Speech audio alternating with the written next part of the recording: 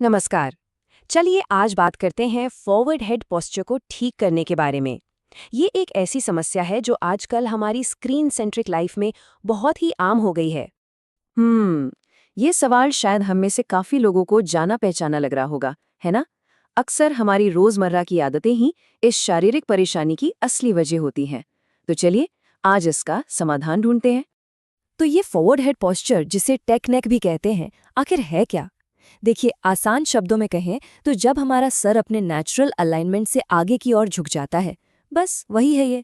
चलिए इसको और अच्छे से समझते हैं और देखते हैं कि इसे ठीक कैसे किया जा सकता है। तो आगे बढ़ने का हमारा प्लान कुछ इस तरह है। सबसे पहले हम प्रॉब्लम को समझेंगे, फिर हम उन आसनों पर फोकस करेंगे जो टेंशन रिलीज करने, स्ट्रेंथ बढ़ाने और आखिर में बॉडी को रीअलाइन करने में मदद करते हैं। सबसे पहला काम है उस तनाव को रिलीज करना जो सिर को आगे की तरफ खींचे रहता है। ये जो टेंशन है ना, ये अक्सर गर्दन के पीछे और कंधों के ऊपरी हिस्से की मसल्स जैसे कि ट्रापेजियस में जमा हो जाता है। तो चलिए इन पोज से बॉडी को थोड़ा ढीला करना शुरू करते हैं। शुरुआत करते हैं बालासन से। ये एक बहुत ही रिलैक्सिंग पोज है।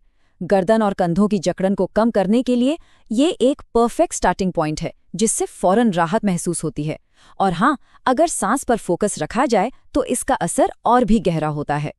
अब आते हैं पार्श्व बालासन पर। इसकी खास बात जानते हैं क्या है? ये सीधे हमारी अपर बैक और कंधों के बीच की जगह को टारगेट करता है। और ये जगह बहुत ज़रूरी है क्योंकि खराब पोस्चर का ज़्यादातर टेंशन वहीं इकट्ठा होता है। ओके, अब बारी है माजरी आसन बित्तिलासन के डायनामिक फ्लो की।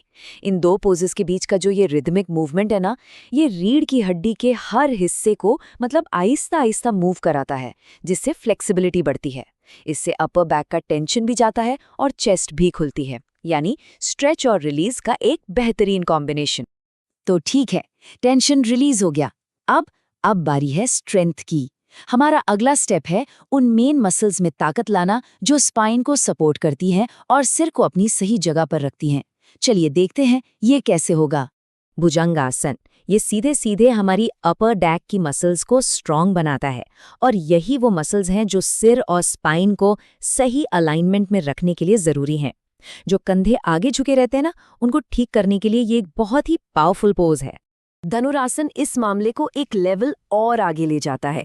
ये एक ज़्यादा डीप स्ट्रेंथनिंग पोज है जो हमारी पूरी बैक बॉडी चेन को एक्टिवेट कर देता है और इसके साथ साथ बॉडी के आगे के हिस्से को, खासकर चेस्ट और शोल्डर्स को एक ज़बरदस्त स्ट्रेच मिलता है, बिल्कुल टेक नेक का उल्टा।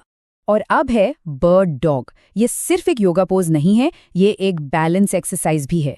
बर्ड डॉग सीधे कोर स्टेबिलिटी पर काम करता है, जो कि आप जानते हैं एक मजबूत पोस्चर की नींव होती है।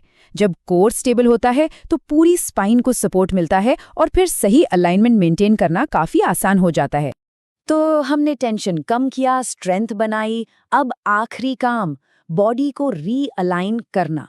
इस फाइनल ग्रुप में हम उन पोजेस पर फोकस करेंगे जो आगे की तरफ झुकने वाली आदत को ठीक करते हैं और पोस्चर को सुधारते हैं। उष्ट्रासन। सोचिए, ये झुके हुए पोस्चर का एंटीडोट है। ये गर्दन और चेस्ट की उन मसल्स को डीप स्ट्रेच देता है जो स्क्रीन के सामने झुके रहने से मतलब छोटी और टाइट हो जाती हैं। इसको ऐसे समझिए जैसे दिन भर डेस्क पर बैठने के असर को रिवर्स कर रहे हों।